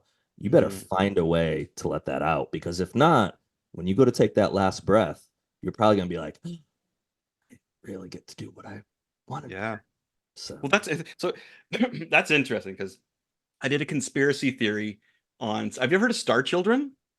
I've not heard of Star Children. Okay, No. so Okay. these are people that are chosen to be influences, to be creative. They'll never be murdered. There's a whole list of things that these star children will do, and you notice they're always there's a whole list. I wish I could remember it all. I've done so many conspiracy theories since then, but that was the other thing that was said that these people who they feel it. There's something that they need to do. They're looking for it, and they find it. And Hmm. they're the ones that are influencing other artists, other musicians, other peaceful things. There's nothing evil about the Star Children. Yeah, if Right. you ever get a chance to check it out, it's really, really cool. It's a lot more to it than what I'm remembering, but it's basically picking out the creative people in the universe and saying that you've been chosen. And these a lot of these people, Hmm. these Star Children, have trouble as children. A lot of them have ADD. They can't focus because they're not doing math. They're not doing that. They Okay. need something creative, something more to share with the world. That's why they're here, is to Yeah. share their talents and to be the muse for the world. Mhm. Like this is what I can do. I've been told I can't do this. I've Right. been told you should be afraid of doing this, but Mhm. no, I'm going to do this, and I'm going to shine like a star, and I'm going to show you why. See, that's it's what you described there. It's just, it sounds Yeah. like from this Star Children stuff I was researching. It was for one of my episodes there, Funny and episodes. that was really Okay. cool. But then again, I do stuff like that, and then I get people attacking me about it. So again, that's why I kind of stopped doing that, right? Like, you know, Again, though, I think the people that are attacking you, um, they're we won't go into that. But no, overall, that's negativity, right? And that's yeah, fear. They want me to be afraid to talk about it again. right. It's like someone that writes, and it happens all the time. It's like people that go out and write negative book reviews. Now, are there books out there that are absolutely crap that you have nothing good to say about? 100%. You could at least say, "Hey, you put something out. That's your most positive thing," but you really have to go and eviscerate someone's work. Why? What is that? Normally, when someone does that, they're wanting to say, "I'm better than you." Well, then you go write a book. If Yeah, there's someone that doesn't like one of your comics, um, okay, okay, that was weak or that wasn't strong. Why don't you go do it? Because what's hmm yours going to look like? Because I guarantee you, Chris can probably be like, it's pretty lousy. You might find faults in what they do. But again, where does all that negativity get you? Which is one cool thing about, and generally speaking, I know there's always the outliers, but the writing community, and I'd like to hear if you found the same in the comic book world and the horror world. The writing community is really uplifts each other. yeah, And I think that's because you your fellow writers know exactly what you're going through. They know how hard it is. And also one thing, because you alluded to it earlier about being comfortable where you are and in this part of life. I think when it comes to a lot of the creative stuff, is you've kind of established you have a better understanding of who you are as a person versus when you're. I mean, we're men. What the male brain doesn't stop developing to what, like 26 or 27 or something. So in your hmm early 20s, to be able to sit down and say, I believe I'm an author and I'm just going to write books the rest of my life. And you might, but there's a hmm good chance you haven't even fully developed and you don't have the skill set or the life experiences to be a successful writer yeah, or artist or whatever at that stage. You hmm need, sometimes you need to fall 5 or 6 times before you get up and you're like, this is it. I've learned my lesson. I figured out what I should be doing. So, yeah. Or you get yourself in a situation in life where, excuse me, you have to take a job, and you're just so it's the last rung. It's like, wow, I can't believe I'm doing this job. I really need money bad, and I've yeah, got all this stuff at home. I'm treating it like a hobby, and it shouldn't be a hobby. So how can right. I make this not a hobby? Well, Yeah. first off, stop treating it like a hobby. You know what I Hmm. mean? Start thinking that this story is going to, like, oh, I'm writing this story for nobody. No, I'm not. I'm writing this story so I can send it out to people, so I can put it Yep. online. I like to think, this is what I always tell my students, is that your talent is like a ball. You got it in your hand. If you don't throw that ball, then you're not going to grow as an artist, as your creativity. Right. You need it to get out, and plus, for one thing, you need the public to see it if that's Mhm. what you want. If that's Secondly, you got to release what you've worked on, cut it loose and start something else, man. You Mhm. know what I mean? Like, I've known so many students that their drawings, oh, I'm not done yet. It's like, yeah, you are. You just actually got to sign the darn thing. Well, what if I had this and I had that? It's like, you're overthinking it. Stop now. Cut. Okay, Chris. And then they move on. And Mhm. then they come back and look at it and go, wow, yeah, I was done. Thanks, man. Yeah. It's like anything. Like, if you look at something too long, it's not going to look proper. Say somebody's name over and over, a word over and over Right. again, it's not going to sound the same. There's a lot of times you got to take that ball and release it, for Mhm. the fact that people need to catch it, enjoy it, throw it back to you, and for the fact that you just got to move on. Yep. Discipline. You finished it, Discipline. move on, man. Pat yourself on the back, create something even better. You set the bar here, now do something even better. A lot of times when I'm drawing now, I'm getting bored, and I love that. So I'll draw Mhm. something, I'll be like, oh, come on, man. To myself, it's like, You can do you can better. do better than that. Yep. And then I'll get the guy coming, and it's like, oh, or I'll take a photo of myself. I can't get it, but I'll get the camera and I'll just kind of get a photo of myself. And I'm like, oh, dang, there it is. And I'll just redraw it, right? Sometimes it just takes that photo or that graphic. Not that you're ripping it off, but you're influenced by what's Right. happening in it, and then just keep going from there. Just keep piling it on. But I like the idea of it's only a hobby if you treat it as such, right? I agree. 100. Absolutely. And If you're I was pushed trying against to that wall. I was trying to look real quick as we were talking because we were discussing, working hard and being proud of what you do. And John and I were actually texting each other back and forth yesterday just about this very thing. And John's comment, I wanted to find it because I wanted to get it right. Nice. I want to make sure I read it off correctly. And he said, if Yeah. you are content with your life right now, you're already dead. Mm. And which is 100% true. You get to a spot where, I never want to be in a spot where I'm like, okay, I wrote a novel and it's like, that was it. That was it. I mean, maybe that might happen, but Mhm. I think John's right then I'm dead because there's always something else to say. Look There's for the TV always show next. Look for the Netflix deal next. Planet Earth, man. Planet Earth is a big place to conquer when it comes to entertainment and any kind of fun stuff. I like to think that entertainment's here so we don't kill each other. You know what I right. mean? Like, As I've said in other podcasts, The Body Man would make a great Netflix or Amazon Prime series I or love that Paramount, name too, buddy. whatever, Dude, the Body whatever. Man. You got to copyright that quick because that's a good name. Well, I need some Body financial Man. backers to come join me on this journey. So That's a good one, dude. I like that. I like that. The Body Man. well, good. Again, you put enough stuff out there, and I think if you keep pushing yourself, you don't know what might happen, and you Right. don't know what you might. You might think you've written the best thing in the world, and then you look at it a year later, and you're like, ah, man, that was kind of weak. Hmm. Okay, well then go write something better, and that even that for like for publishing, because I've had a lot of people ask questions about that and talked about it over the years, and what direction do you go? Do you self-publish or do you get a smaller publisher or do you go with a big publisher? And it's just like, Yeah, that's tough. and if enough doors close in your face, you have to decide, am I going to put it out myself? Am I going to find a way to come out? Or maybe the answer is, okay, it's not good enough. You have to go write something better. And again, that then challenges your abilities. And that's not a bad thing. It's No, not it a bad pushes you thing to at the next all. level. That's what I think. I think it totally pushes you to the next level. And when you've done that and you've accomplished it, you feel it and you know that. And it makes me when I push myself for that drawing and I'm done, I'm like, oh yeah, it's like Neil Adams or it's like Jack Kirby. I did it. It took me, I had to look for this picture and scrounge for this one, but I did it, and then I'm excited to do the next page. Because Mhm. then I'm like, ooh, how can I mess with myself this time? Like Right. how can I do that extra chin up with this drawing? Or how can I make this even more gory because these horror fans love it? They How love can it. I Yeah. push this over the edge? I'm gonna watch the Chopping Mall, this old '80s horror movie. That ought to give me some ideas. So the beauty of my job too is that I can have these horror movies playing while I'm drawing, While you're right? drawing. Yeah. Yeah, and If I anything, they're and I giving can you hear it. Or inspiration. pardon me. They're giving you inspiration, probably. Yeah, I just take a moment and just kind of watch it and keep drawing. And If I see I, Freddy Krueger's hand coming out of any of your stuff, I'll be like, hey, I know what he was watching. yeah, I love that stuff, dude. Yeah, it's amazing how much how many horror movies I can watch in a day. It's pretty In a wild. day. Absolutely.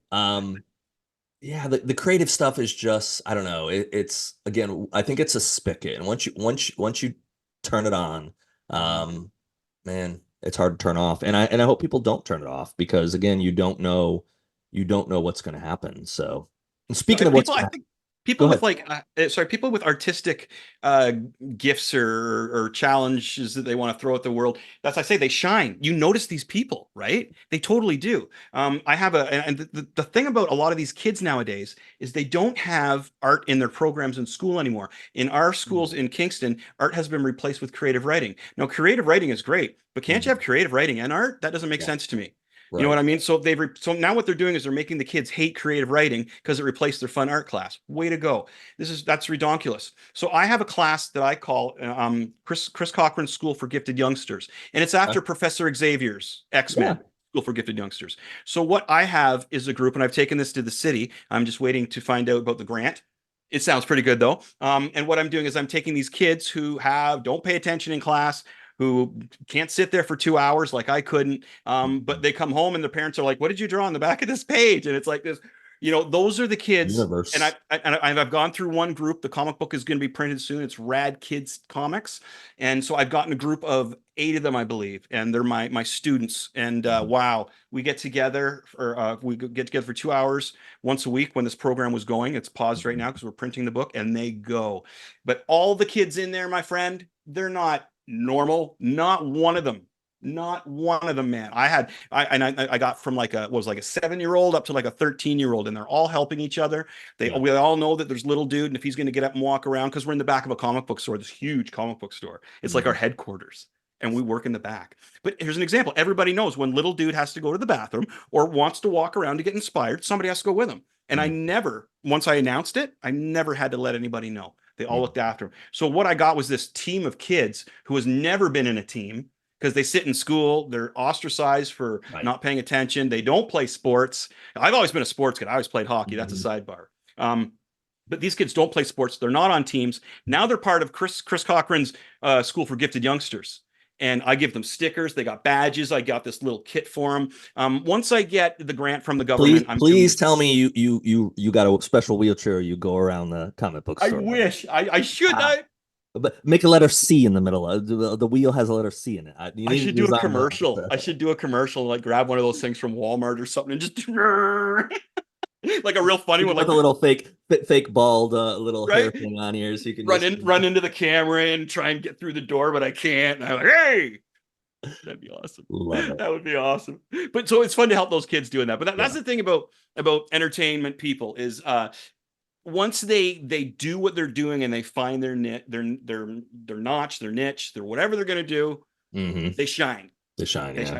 shine. And it's wild about the name Shinedown and how talented uh, those dudes are and just how inspiring their music is because it does relate to that whole shining theory that Yeah. people who are creative shine and they're put here so they can let other people know that Yeah. this is entertainment, this is nice, this is okay, you can have fun, Hmm. we can have fun. So yeah, look into that. I think you'll be really interested in it. It makes you look at Yep. artistic people a whole different way. Yep. It's wild. Yeah, no, I agree with you. And I think well, and I was in saying that, with the access I was able to have, and I went to a couple shows of theirs last year, so I was able to have, that experience again. And this year, they're doing maybe about a dozen shows, nowhere remotely near me.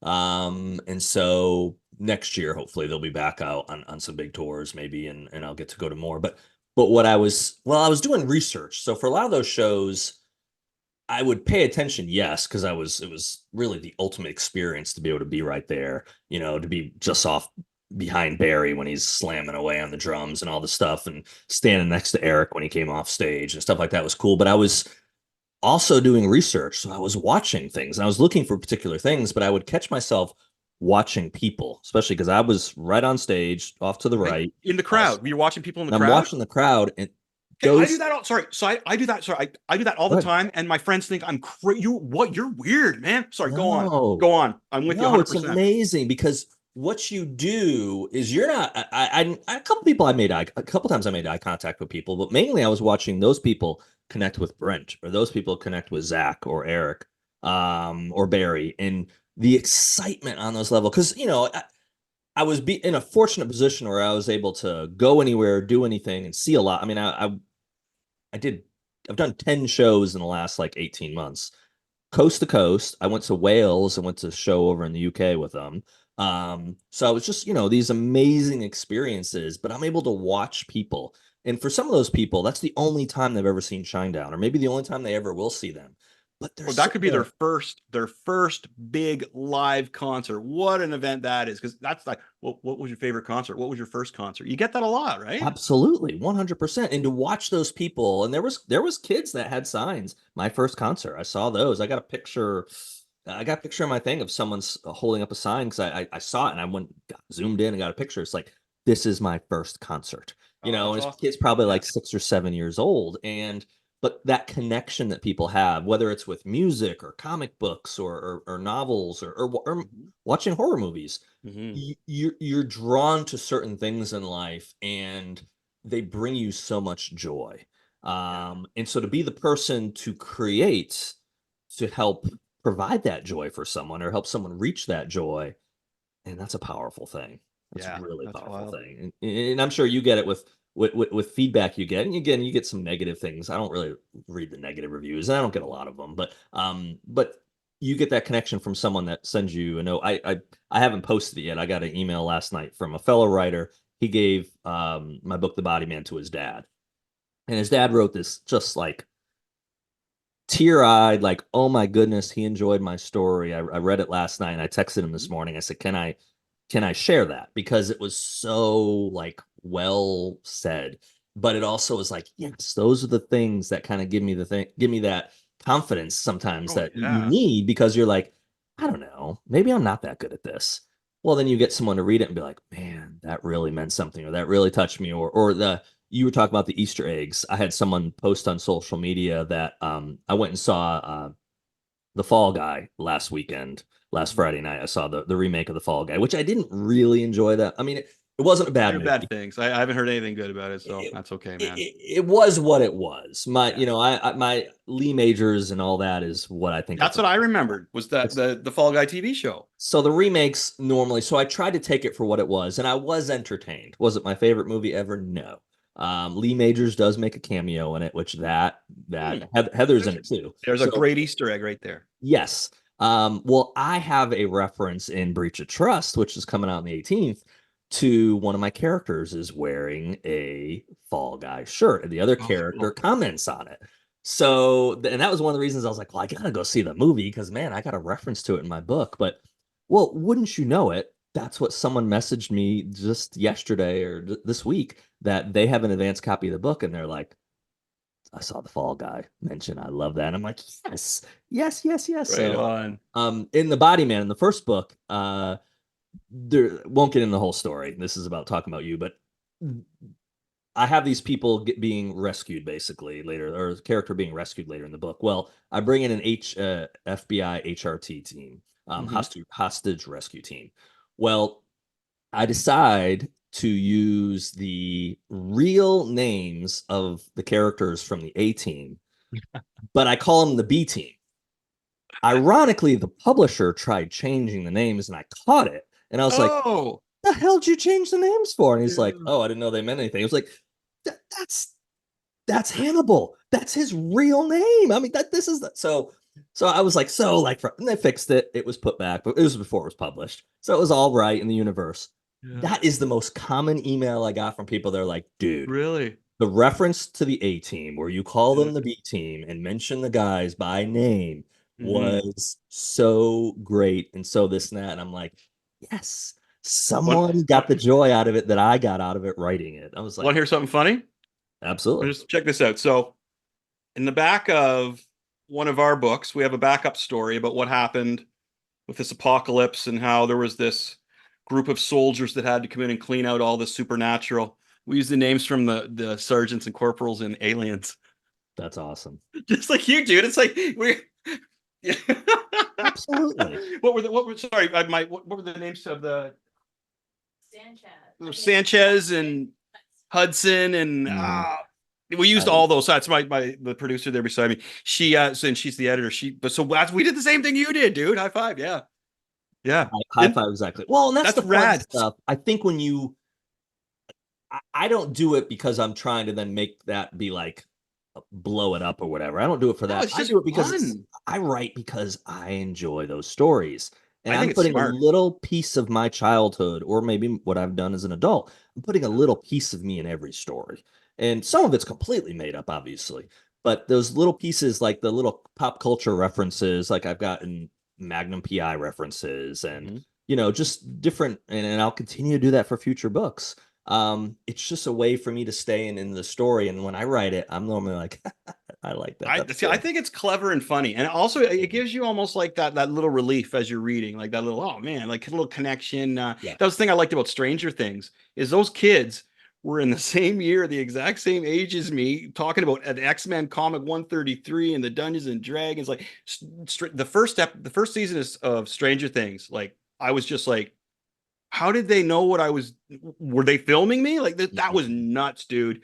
Yeah. That was nuts. BMX bikes, the whole that was me as a kid. And Yeah. that connection there, their Easter eggs were like things in society that happened in 83 or whatever year that was they were Right. doing. And it was all things that I was totally into that I was ostracized because I was into it. Because you're You know what I into mean? it. Like I Yeah. couldn't let my friends know I had comic books. You kidding me? I was listening to, Motley Crue and Guns N' Roses and Maiden and, Slayer. Like nobody knew but they kind of knew I collected comic books, my inner Mhm. circle. But no, I had one friend tell me, you're in high school. Says, you're lucky you're really good at playing guitar, Chris, or you would get the shit kicked out of you daily. And he was one of my best friends. Right. He's probably right. I don't know because kids are Yeah. mean, man. Kids are mean. Again, the government and that UFO thing, man. I had years of abuse because of that. I was the biggest Star Wars fan too. I was always talking about Star Wars, and then they'd say, "Well, so you believe in aliens?" Yeah, sure, man. Woohoo! Love it. Love it. So where do you go? So we'll wrap this up. A couple more questions, but so where do you go next? What's Well, the I'm master plan for Machete Comics? right now. I'm studying the 3D art and 3D printing because I want to make Okay. action figures of Stay Hungry. And the other thing is there is the biggest Canadian independent film festival is based in Kingston. They give out grants for that. Okay. Guess what? The guy that runs it is an old musician I used to tour with from a band called I Hate Sally. We went out on tours for years, Hmm. years. So I'm hoping to get a grant to do a short film out of one of these short stories. I got a couple in mind about maybe a old 80s metal singer who wants to get that awesome voice. So he decides he should go dig up the corpse of like Jim Morrison or something. We'll use a different name and ends in calamity, something like that. So I'm looking at doing action figures and I'm looking at doing a short film. and Well, and, and Cult of Machete's still going. Like Cult of Machete 2 is already done.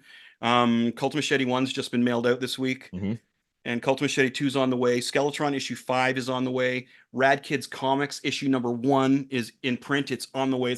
I joke this is the summer of the knife for Machete Comics, right?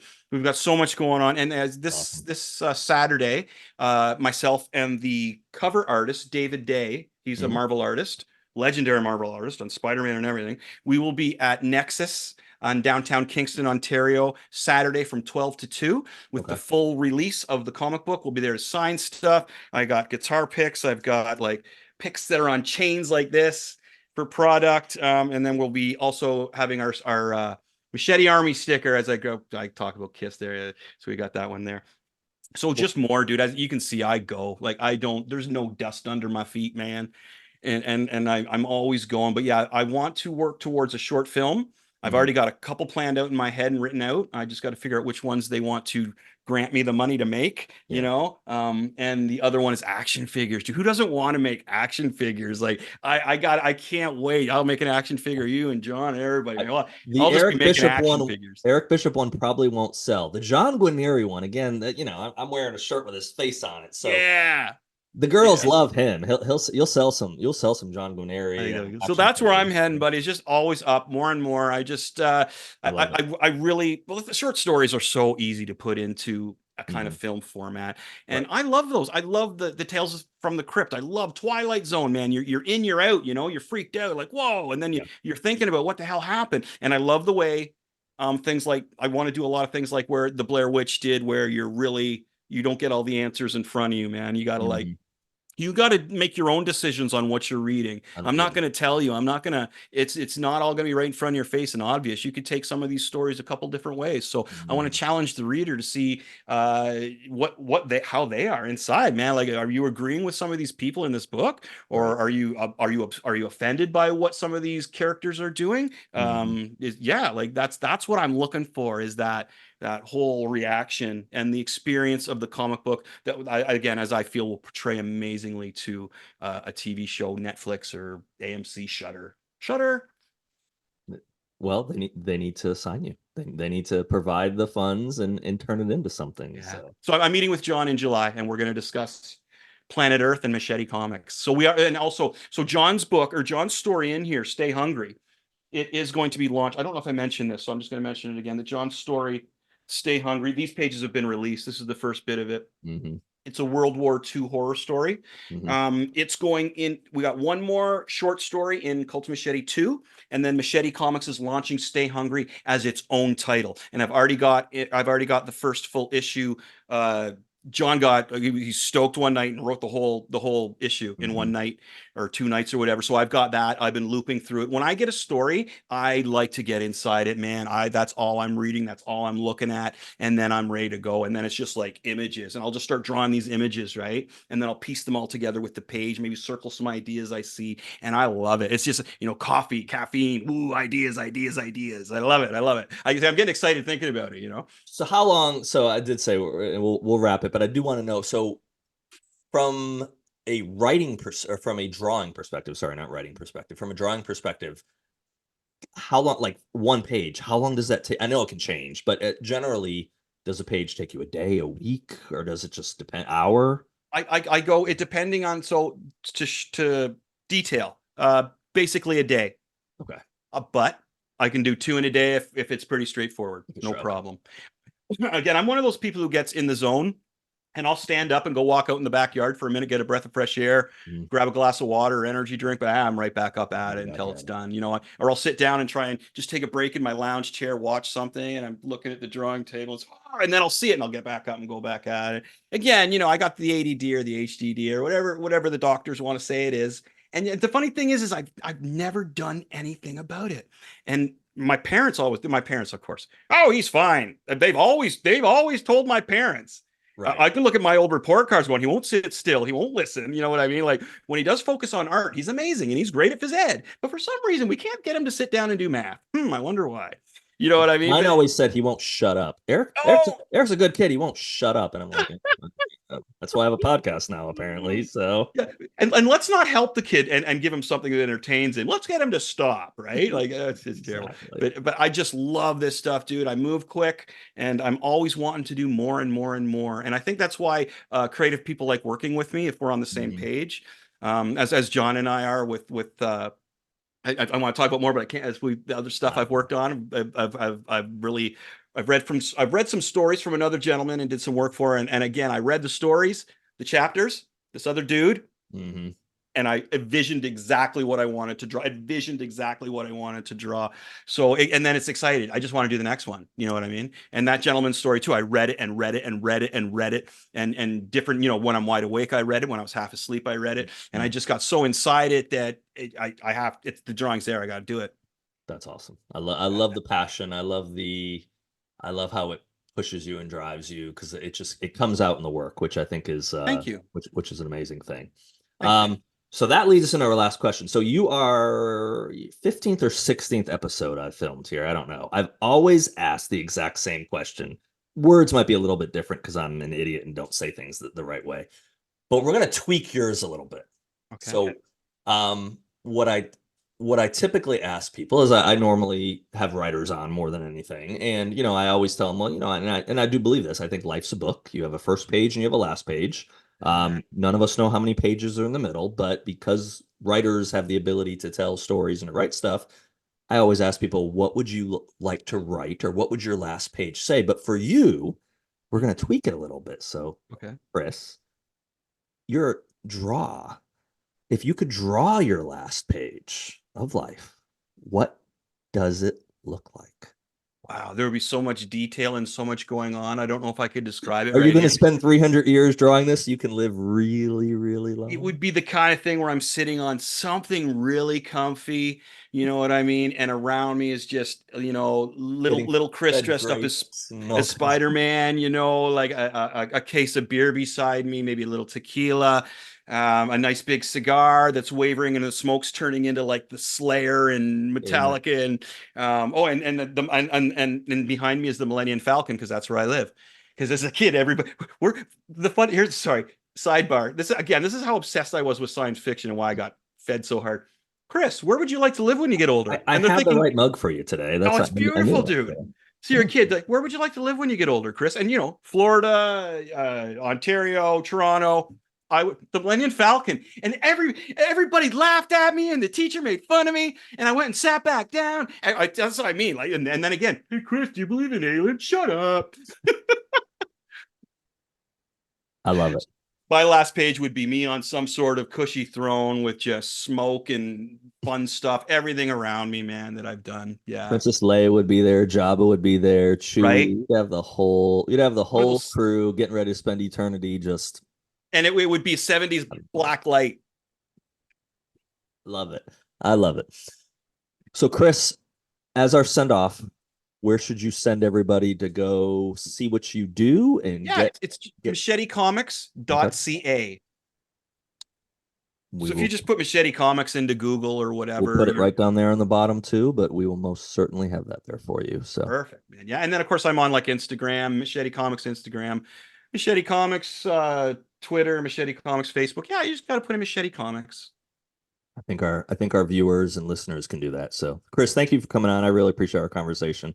Thanks for having me, buddy. I love to chat. Have me back anytime. Hopefully I can get out to the States there sometime. Hopefully the borders are loosening up for us all right when we start living again. And I'd love to come out and visit you sometime. Or if you're in Canada, my door is always open. I'm right near Ottawa there. And actually, I'm right near the border. Like it's funny because there's a lake and I like the States is just right there. I could swim across almost at one spot just up the way here, right? I'll sneak across the border to come hang Yeah, out. there you Not, go. not a Right. We just problem. take a little boat and we'll meet you halfway and we'll have a beer. We'll do that then. Thanks, Chris. Awesome. Thanks, buddy.